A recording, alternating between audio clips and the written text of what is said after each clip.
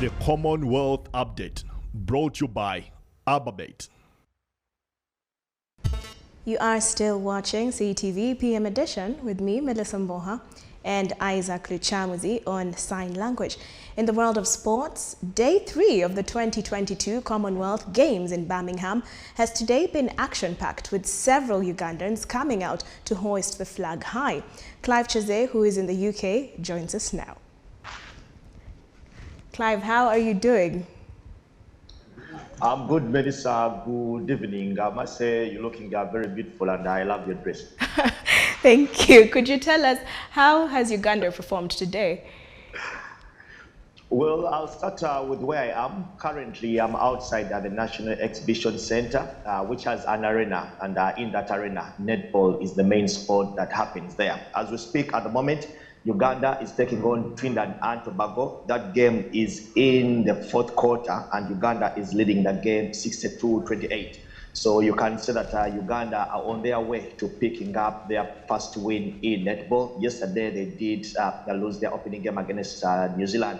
That was 53-40. A game that I thought they had a very big chance, but I mean, they were playing against the second-ranked team in the world. What this win means for Uganda is that it brightens their chances of advancing to the next stage of the competition if they can continue to pick up wins in all the other games that they have.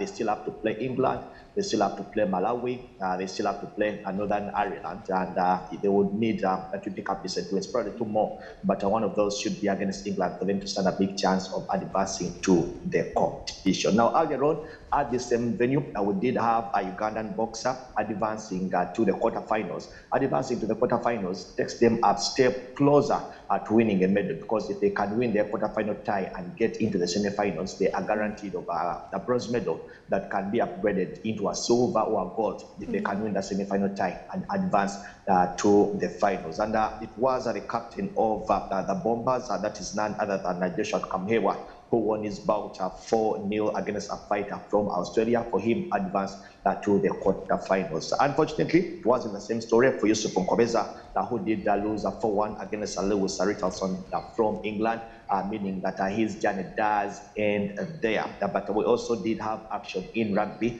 Later on, a few minutes from now, we shall be having the national sevens team taking on England.